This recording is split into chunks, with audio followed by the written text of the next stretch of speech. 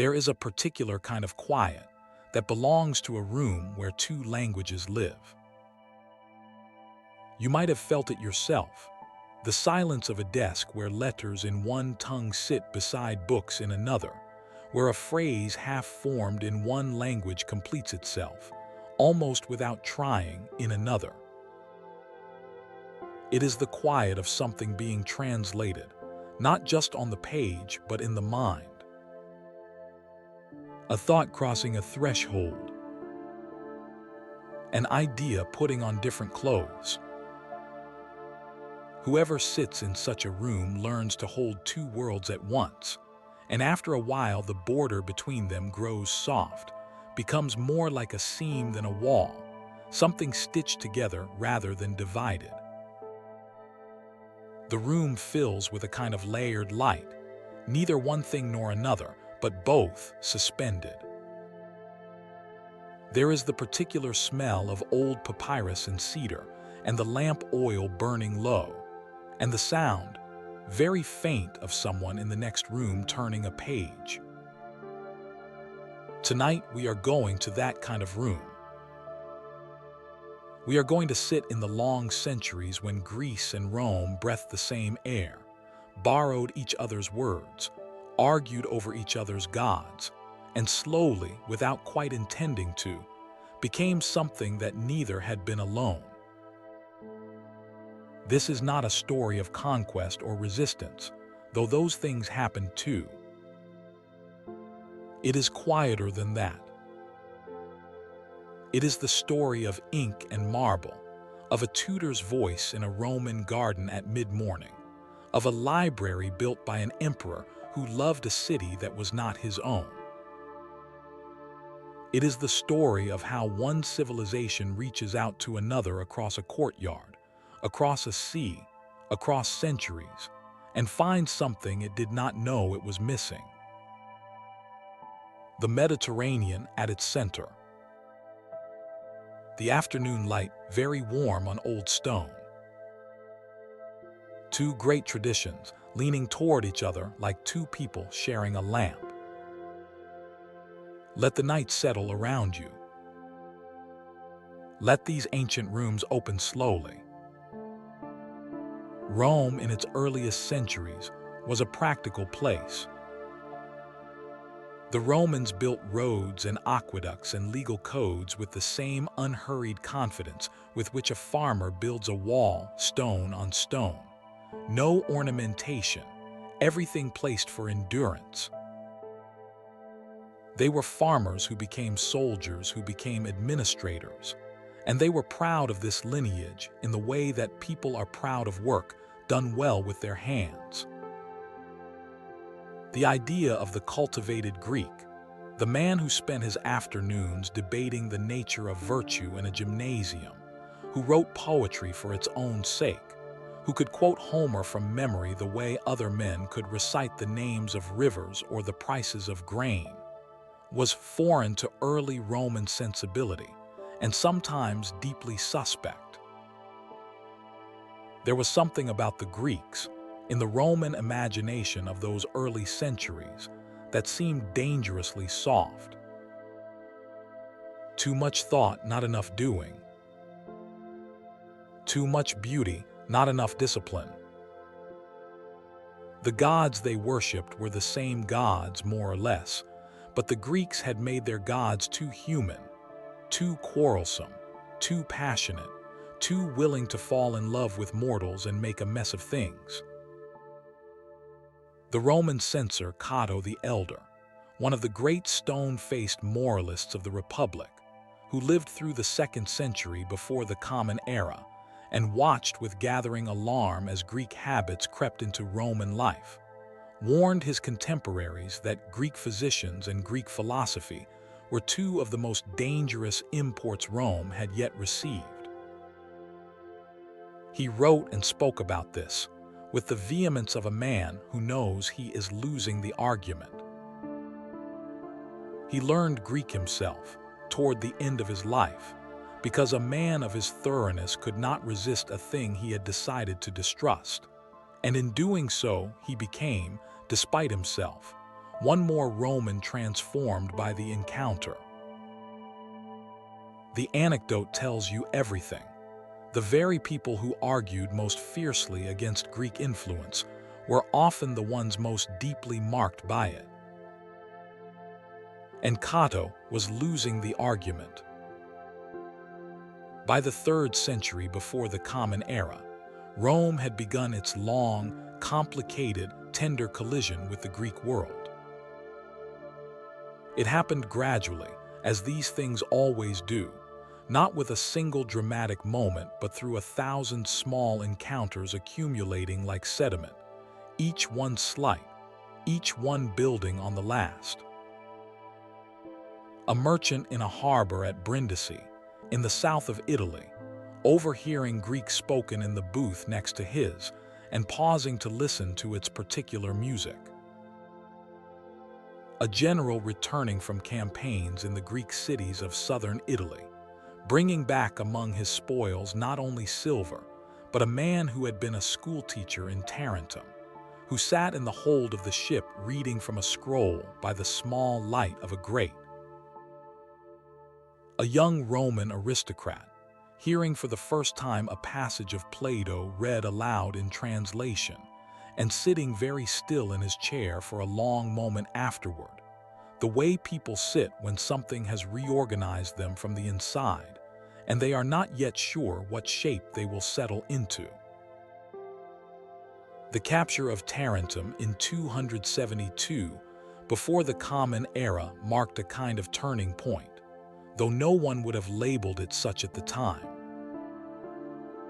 Among the enormous number of prisoners and enslaved people brought back to Rome from that campaign was a man named Livius Andronicus, a Greek from Tarentum who had received the full education of the Greek tradition, Homer and Hesiod and the great tragedians, rhetoric and grammar and the philosophy of the schools. He was placed in the household of a Roman family to educate their children, and this he did with the patience and precision of a man who understands that education is its own kind of freedom, even when the educator is not free. He taught the children their lessons. He taught them Greek. And he did something more. He translated the Odyssey into Latin, not a mechanical word-for-word conversion, but a genuine translation, full of his own decisions and adaptations, the first great work of Latin literature created from a Greek original. The Odyssey arrived in Rome wearing a Latin tunic. It spoke in Latin rhythms that Romans could hear in their own mouths. Odysseus wandered through the sea in a language that was not the language in which his creator had imagined him, and yet he remained entirely himself, which is one of the mysteries of great literature. Nothing was quite the same afterward. The Romans had their own myths, their own founding stories, their own sense of what had made them. But now they had Homer too, or a version of Homer, and Homer was so vast and so human and so deeply attentive to the texture of experience. The smell of the sea, the feel of homesickness, the way firelight looks to a man who has been too long away from home, that once you had him, you could not simply put him down. Generations of Roman children grew up with this translated Odyssey as their first literary text. They memorized passages of it. The rhythms of it settled into their prose. A culture that had prided itself on practicality found itself in possession of the deepest, most impractical thing in the world, a poem about longing.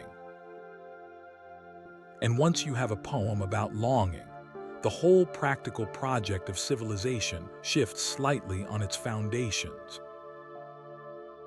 You find yourself making choices not just about what is useful, but about what is beautiful, and the two questions are not always the same question. Imagine the household where such a man taught. A large Roman domus, built around a central courtyard open to the sky, the atrium collecting the morning light and occasionally the rain into the shallow rectangular pool called the impluvium, whose surface broke and reformed with every drop. Around the edges of the courtyard, colonnaded walkways tiled in terracotta, cool under bare feet. Herbs growing in the garden beyond, rosemary, thyme, fennel, the sharp smell of bay, and somewhere at the garden's edge a small fountain whose sound came and went like the pauses in a conversation, present and then forgotten, and then present again. The house would smell of bread in the morning and of lamp oil in the evening, of stone that has been warmed all day by sun, of the particular dry fragrance of papyrus rolls kept in their cedarwood cases. In such a house, in the mid-morning hours after the father had gone to attend to his public duties, and the mother to the markets or the household accounts, a Greek tutor would gather the children in one of the quieter rooms, perhaps the library, where the scrolls stood in their cylindrical cases on shelves along the wall, each case labeled with a small hanging tag. The Paedagogus, as the Romans called him using the Greek word without apology, for this was one of the first and most telling signs of what was happening. That the Romans kept the Greek name for the thing was usually a slave, though sometimes a freedman. He might have been a grammarian before his fortune changed. He might have studied at Alexandria or studied under a philosopher in Corinth. He carried in his memory a library larger than any room could hold, and he taught from it the way a man teaches from experience, returning to the same passages at different times, finding new things in them, letting the children find new things too. He would have the children sit and recite. He would read to them from the Greek poets, the sound of the Greek language filling the room with a particular quality of attention, more melodic than Latin, more given to vowels, the words coming in clusters that seemed to lean into each other. He would teach them the Greek alphabet, which they would already know from Latin, but which now organized different sounds. He would teach them the Greek myths with their gods who behaved very differently from the Roman ones, more argumentative, more passionate, more inclined to transform themselves into swans or showers of gold or flames for the sake of love or mischief or simple, divine restlessness.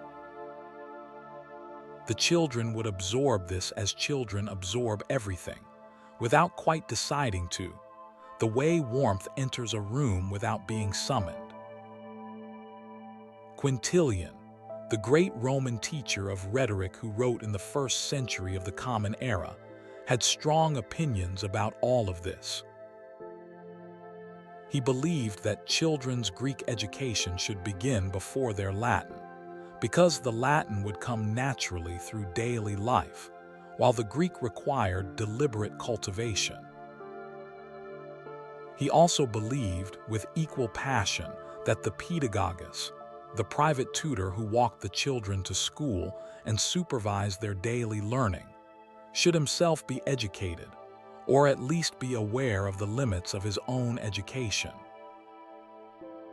He wrote about this with the particularity of a man who has seen the alternative, the ignorant tutor who teaches his own errors with complete confidence, the way unchallenged mistakes always circulate, generation to generation, mistaken for facts. There was a whole culture in Roman education built around the transition from Greek to Latin, and it was handled with the care that significant transitions deserve. A boy from a wealthy family might begin his formal schooling with the Greek alphabet, move on to simple Greek sentences, then to passages of Homer. Always Homer first, always the Iliad or the Odyssey as the entrance to the literary world, because Homer was where the Greeks had started, and so it was where you started too if you wanted to understand why everything that came after looked the way it did. Only then would the formal study of Latin literature begin, with Virgil occupying for Latin learners the position that Homer held for Greek ones, which was itself a demonstration of the debt. The greatest Latin poem had been written in conscious conversation with the greatest Greek ones, and you could not fully understand either without knowing both.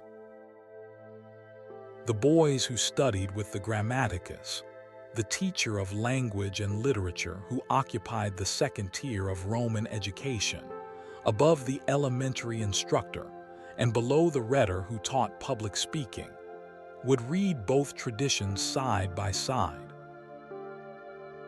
They would compare Virgil's treatment of the descent to the underworld with Homer's, would trace the ways in which Ovid's retelling of Greek myths in Latin shifted the emotional register of stories that had seemed, in Greek, to have a different weight. They were being taught, in other words, not just to read but to read comparatively, to hold two texts in their minds simultaneously and notice what happened in the space between them. This is a particular kind of attention, and once learned it is not easily unlearned. The wax tablet was the tool of childhood learning in Rome, a flat wooden frame filled with a layer of beeswax, smooth and cream-colored, on which a child could scratch letters with a pointed stylus.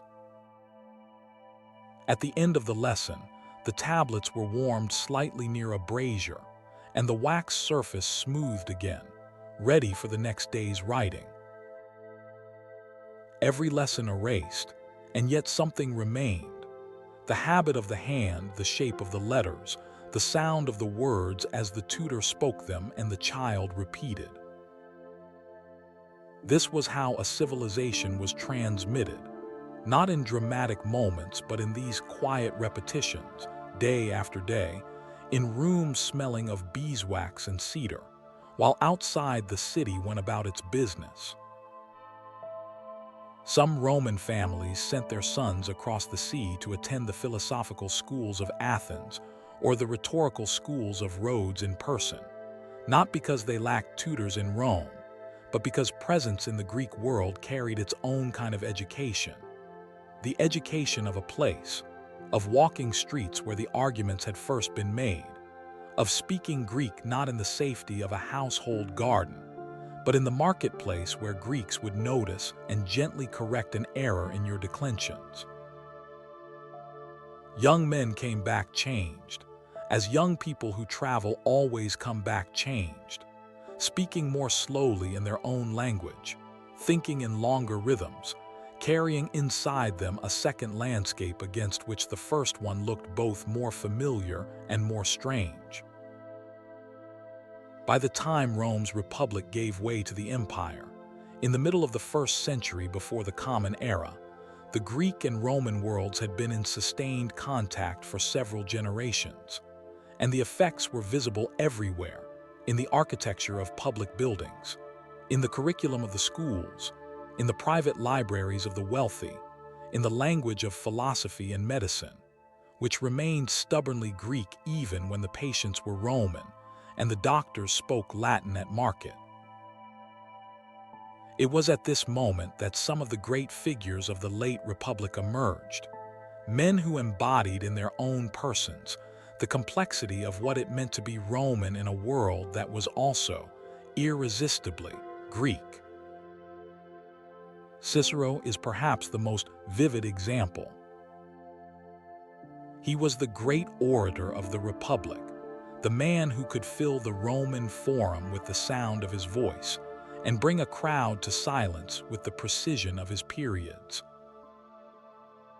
He was deeply, proudly Roman in his political loyalties, his sense of civic duty, his belief in the Republic as the greatest human invention. And he was soaked in Greek.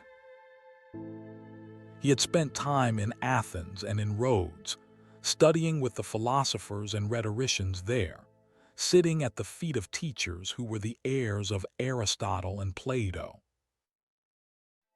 He read Greek continuously throughout his life. He wrote philosophical treatises in Latin that were essentially translations of Greek philosophical conversations, adapted for a Roman audience, made relevant to Roman concerns. And his letters, the extraordinary private correspondence that survived, hundreds of them, addressed mostly to his friend Atticus, move in and out of Greek and Latin as naturally as a man moves in and out of two rooms in the same house.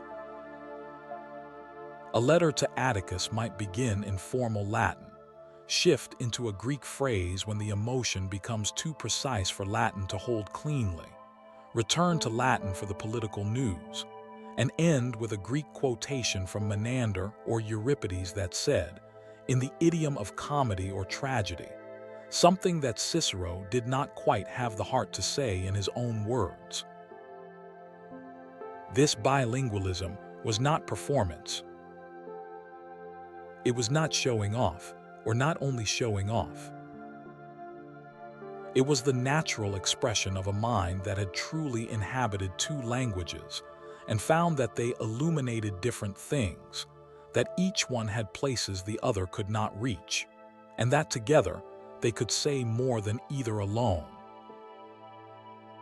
Atticus himself spent years living in Athens, so genuinely at home there that the Athenians named him Atticus, the Athenian, in affection. He was a Roman by birth and citizenship who chose to live Greek, who walked the city of Socrates and Pericles as if it were his own, who understood without effort the particular quality of afternoon light in Athens and the particular pleasure of sitting in conversation in the shade of a colonnade when the day was at its hottest. He was not unusual in this. He was an extreme example of something common, the educated Roman who found in Athens a kind of home that Rome, for all its magnificence, could not quite provide. Athens under Roman rule was many things simultaneously. It was a city that had been militarily defeated, administratively incorporated into the Roman system, and symbolically elevated to a position of extraordinary honor. The Romans did not treat Athens the way they treated other conquered cities. There was no systematic dismantling of the old institutions. The philosophical schools continued. The festivals continued. The Athenians retained a considerable degree of internal self-governance. And the Roman emperors who visited, or who simply thought about visiting from a distance, treated the city with a reverence that was quite unlike their attitude toward any other part of the empire. Athens was, for Rome, what Rome itself was for later civilizations, the great reference point, the origin story, the city that had invented the ideas on which everything else was built. This reverence had a practical expression in stone. Julius Caesar began construction of a new market, the Roman Agora, in the heart of Athens, to supplement the old Agora that had been the city's center of commerce and public life for centuries. Augustus finished it. The gate that marks the western entrance of this new market was dedicated to Athena Archegetes, Athena the founder, an inscription that expressed, with one phrase, the Roman decision to honor the Greek patron goddess of the city rather than displacing her with a Roman equivalent. The market itself was a fully enclosed courtyard, surrounded on all sides by Ionic columns in the Greek style, with rows of shops along the inside walls and a fountain at the south end, and public latrines. a very Roman practical addition at the east end. Graffiti scratched into the stone of the colonnade by merchants staking their claim to particular spots survives to this day. The handwriting of working people who wanted you to know that this was their corner. This was their territory. This was where they had been putting out their goods every morning for years. The Tower of the Wind stands nearby, and it is one of the stranger and more beautiful structures of that world. An octagonal marble building whose 8 sides are carved with relief figures, each one representing a wind god, each one shown with the characteristic posture of his direction. Boreas the north wind, cloaked and striding. Nodos the south wind, appending a jar of rain. The figures look outward from the tower's upper edges, pointing into their respective quarters of the sky. Inside the tower, a water clock kept time. On the outside, a sundial marked the hours. It was a timekeeping instrument and a meteorological guide, and also clearly an excuse to make something beautiful. The man who designed it, Andronicus of Kyrhos, did what the best architects do.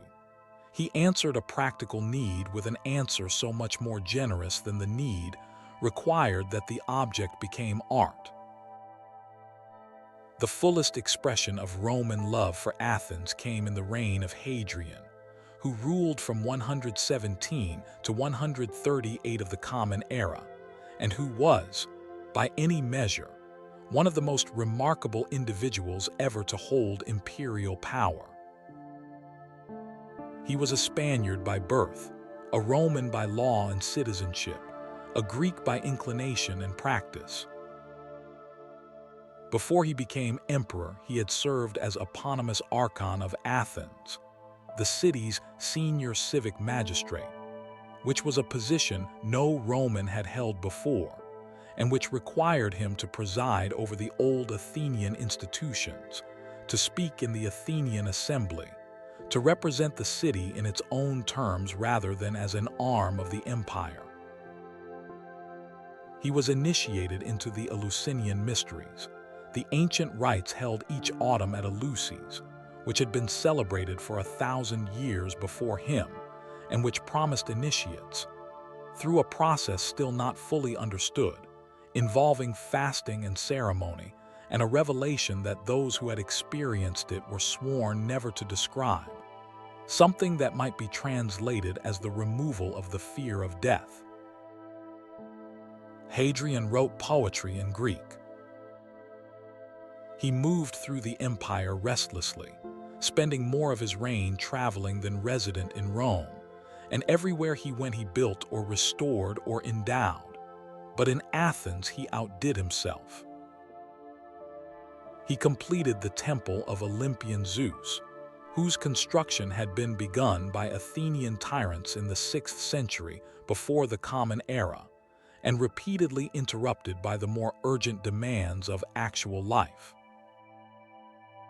The temple as Hadrian finished it had 104 Corinthian columns, each one 17 meters tall, and their scale was so extraordinary that even today, with only 15 of the original columns still standing, the effect stops you. You understand, standing among them, what the word colossal means in its original sense, not exaggerated, but literally of that size.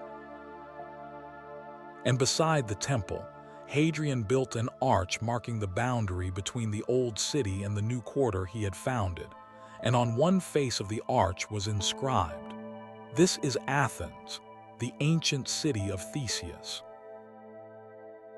On the other face, "This is the city of Hadrian, not of Theseus." Two cities, side by side, sharing a name and a sky. The Library of Hadrian was built in 132 of the Common Era, on the north side of the Acropolis, and it was his most personal gift. It measured 122 meters long by 80 meters wide, a large city block, enclosed by high walls set with 100 columns of Caristian marble, which is a pale greenish stone, veined with white and gray, that changes color entirely depending on the angle of the light. The main entrance was through a great propylon, a formal gateway with columns and a triangular pediment that opened north toward the street. Inside, the colonnade ran around all four sides of an interior courtyard, giving shade and a covered walkway in which one could pace or sit and read without being in the direct sun. At the center of the courtyard, a long ornamental pool, its surface reflecting the sky. Gardens around the pool, planted with whatever could grow in that dry Athenian climate, perhaps laurel, certainly rosemary and myrtle, the plants that smell most strongly of the ancient Mediterranean. Along the sides of the courtyard, reading rooms. In the corners, lecture halls. And on the eastern wall, the library proper, cupboards built into the thick masonry, their wooden shelves holding thousands of papyrus scrolls organized by subject and language. The ceilings in the reading rooms were gilded wood. The walls were lined with marble and painted plaster. The floor was polished stone that held the cool of the night through the long Athenian afternoons. Someone who came here to read would have felt, entering through the propylon gate and finding their way to a reading room, that they had moved from one world to another, from the noise and heat of the city to a place of organized quiet, where the light came in softly from the courtyard, and the only sounds were the fountain and the low voices of scholars, and the soft sound of a scroll being unrolled across a table. This was a place designed to make thought possible.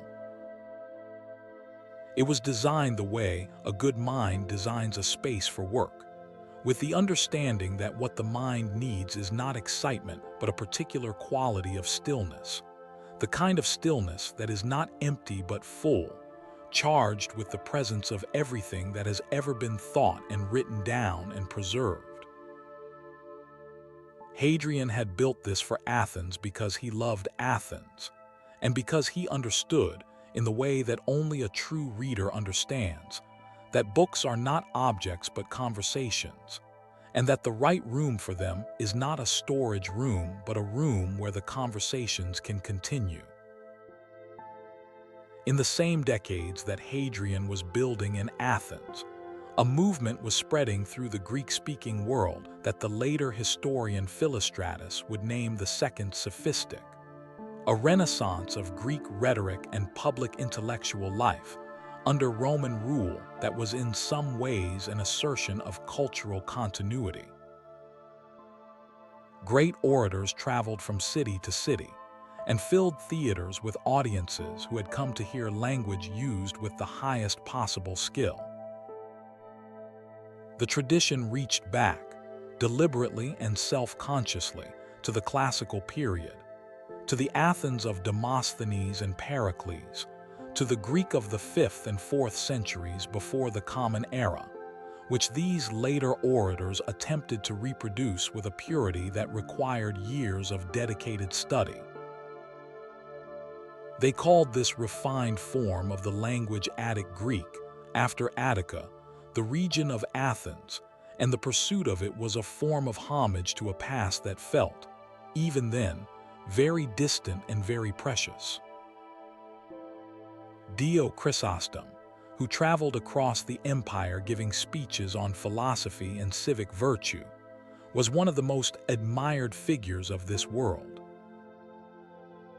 Aelius Aristides, who suffered from mysterious chronic illness and kept detailed records of his dreams, which he believed were messages from the god Asclepius, guiding his treatment, produced some of the most formally perfect Greek prose of the imperial period, speeches on rhetoric, and on the nature of Rome's relationship to the Greek world that were read and studied for centuries.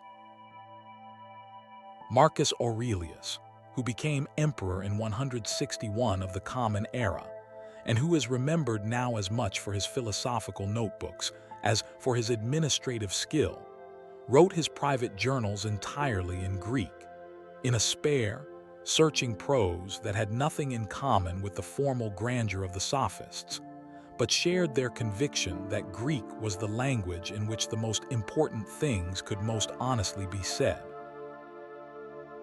The Meditations, as those journals came to be called, were never intended for publication. They were notes a man wrote to himself in the small hours of administrative life, on campaign, in the imperial palace, in whatever room was available, attempting to think clearly about how to live well and rule justly, and accept the certainty of death without being paralyzed by it. That he wrote them in Greek tells you something about what Greek meant to educated Romans of that period. Latin was the language of law and command. Greek was the language of the interior, of the self-examining itself, of thought turning back on thought to see if it had been honest. Herod's Atticus, the great Greek patron and orator of the 2nd century, was in some ways the counterpart to Hadrian, a Greek who moved through the Roman world as fluently as the Roman emperor moved through the Greek one. He came from an extraordinarily wealthy Athenian family, received the finest education that money could provide, became a friend to emperors and a teacher to the future Emperor Marcus Aurelius himself. He built lavishly the Odeon on the south slope of the Acropolis, a covered theater for musical performances whose cedarwood roof has long since gone but whose stone seating remains, and where concerts are still held on summer evenings when the Acropolis glows above in the late light. He built at Olympia and at Delphi, at Corinth and in Asia Minor. He was also, by all accounts, an enormously difficult person, volatile, grief-stricken, prone to grand and extravagant mourning when those he loved died. But the buildings remain, and they speak of a man who believed that beauty was its own kind of argument, and that the best response to the brevity of human life was to make things that would last longer than the grief.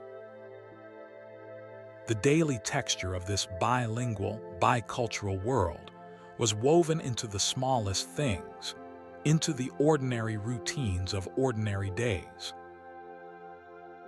In Rome, a physician who had trained in Alexandria, because Alexandria's medical school was the finest in the world, and because the language of medicine was Greek and would remain so for centuries, would see his Roman patients in a consultation room where the medical texts on his shelves were written in Greek, where the names of diseases and remedies and anatomical parts were Greek words that Latin had simply borrowed without translation, because Greek had named these things first, and the names had stuck.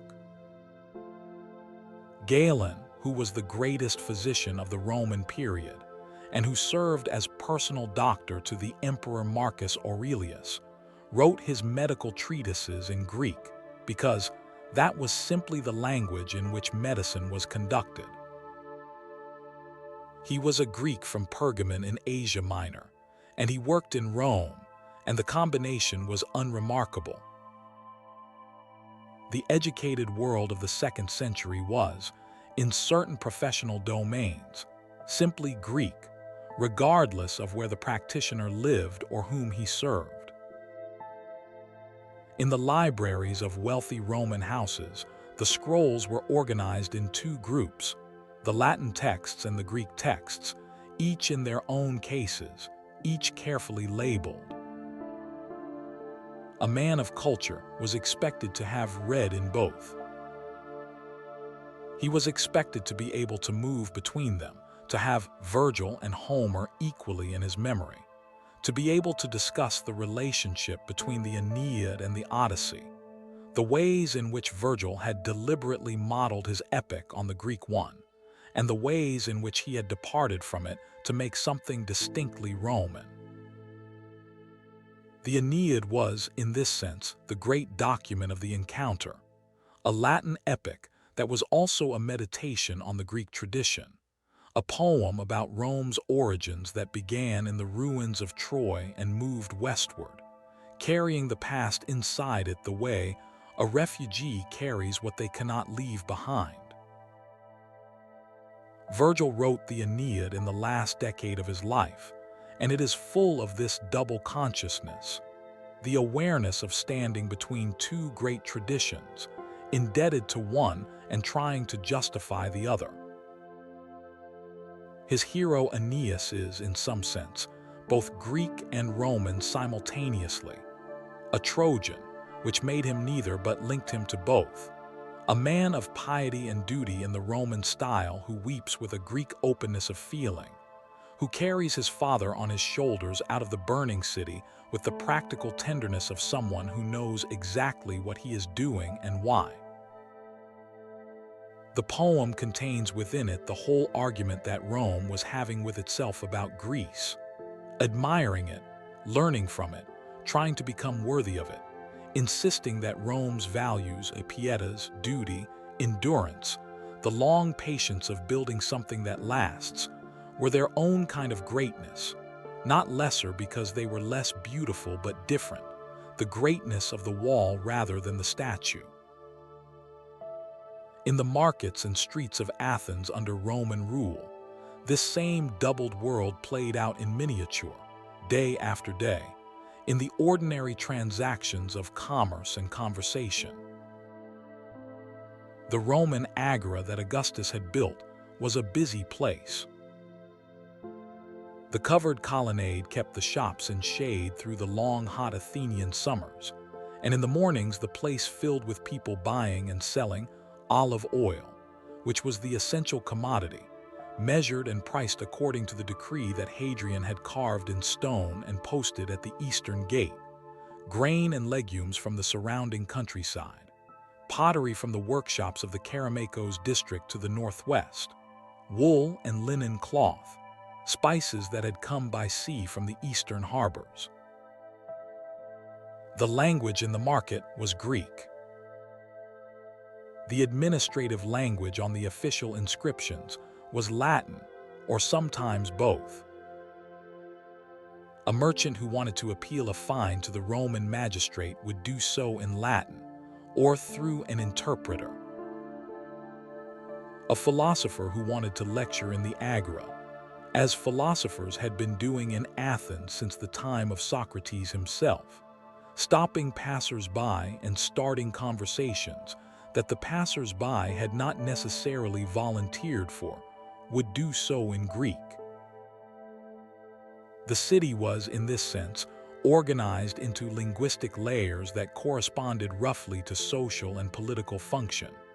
Latin at the top, in the offices of Roman administration, Greek throughout everything else, in the schools and markets and courts and temples and homes and streets.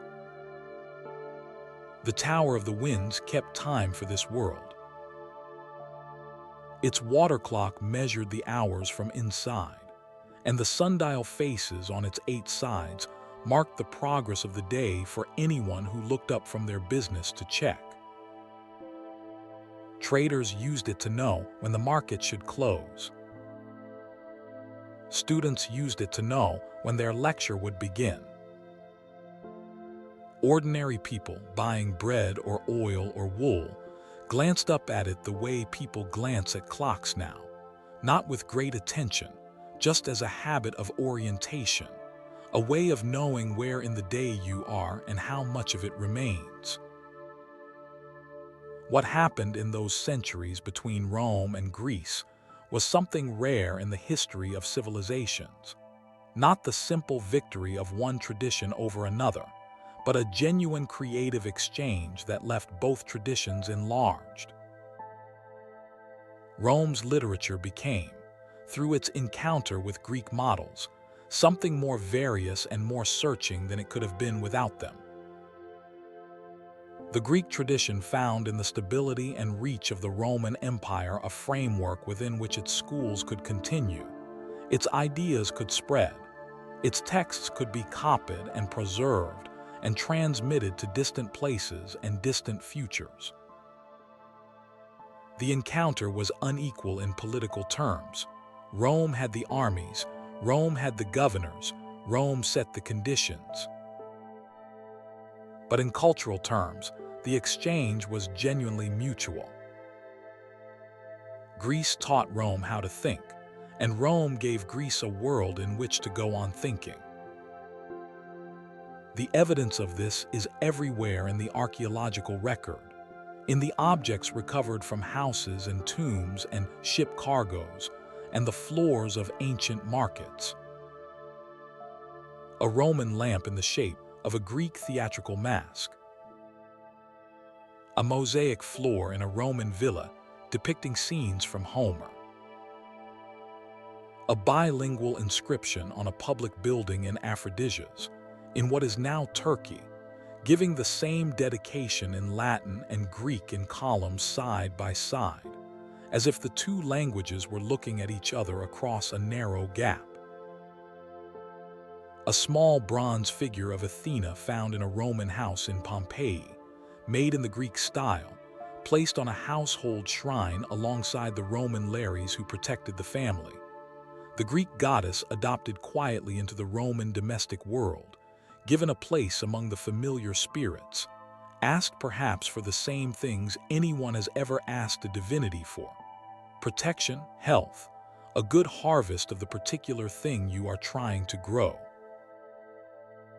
There was also friction, and it would be a kind of falsification to ignore it entirely. Some Romans remained suspicious of Greek softness throughout. Some Greeks maintained a quiet contempt for Roman cultural aspirations, a sense that however much the Romans copied and admired and attempted, they were still latecomers, still visitors to a tradition that had been built before their city was founded. Polybius, the Greek historian who was brought to Rome as a hostage in the 2nd century before the Common Era, and ended up becoming the friend and advisor of the Roman general Scipio Aemilianus, wrote with the detachment of a man who has observed both worlds from the inside and is quite certain of the Greek tradition's precedents, while also being genuinely impressed by Roman practical achievement. His history of how Rome came to dominate the Mediterranean is the closest thing we have to a first-person account of the encounter from the Greek perspective, and it is full of the particular admiration of someone who respects a thing without quite expecting to. But the friction was not the whole story. The whole story includes every Roman child who learned Homer by lamplight from a Greek tutor, every Greek philosopher who found in Rome an audience larger and more varied than anything the Athenian Agora could have offered, every architect who built Roman arches in Greek marble, every translator who sat with two texts before him and tried to find, in the language he was working into, a word that held what the language he was working from had said. The whole story is that complicated thing, that layered thing, that world in which two great traditions leaned together long enough to become something neither had been before. In Athens, in the 2nd century of the Common Era, you could have sat in the courtyard of Hadrian's library in the late afternoon, when the light was low, and the 100 columns cast their shadows across the marble paving in long parallel lines.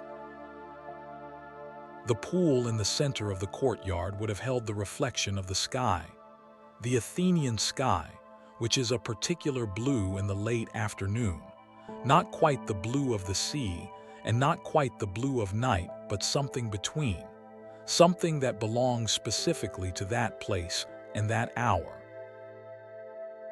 From somewhere in the reading rooms, the soft sound of a scroll being unrolled across a table. From the lecture halls, a voice speaking in careful, formal Greek about the nature of the soul, or the structure of the cosmos, or the best way to construct an argument that will carry an audience from doubt to conviction. From the street outside the high walls, the ordinary sounds of a city going about its late afternoon business, the slow steps of a donkey carrying panniers, a vendor calling out the price of something from a doorway, the laughter of someone who has just heard a good joke and cannot hold it in. Here, in this building that a Roman emperor had built for the books of Athens, the two worlds had arrived at a kind of resting point. Not unity exactly. Not the erasure of difference. The Greek scholar reading his Thucydides in the reading room knew perfectly well that he was a Greek reading a Greek text in a building funded by a Roman, and the awareness of that complexity did not vanish.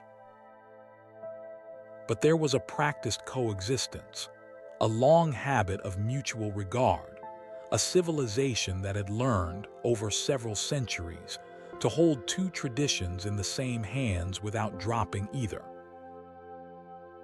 The man who had built this building had served as archon of a city that was not his birthplace, had been initiated into mysteries that were not his ancestral religion, had written poems in a language his own people had long considered foreign.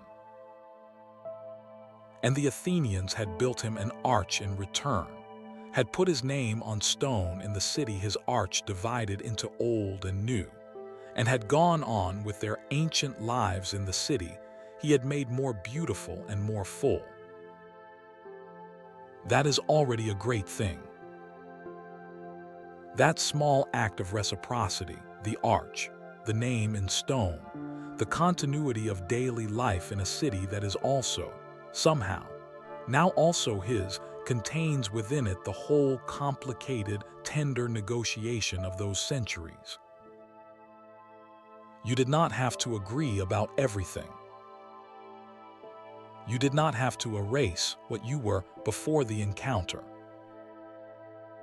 You could remain Greek and become also something else, or remain Roman and carry Greece inside you, the way Cicero carried it in his letters and Horace in his meters and Marcus Aurelius in the notebooks he wrote in the dark.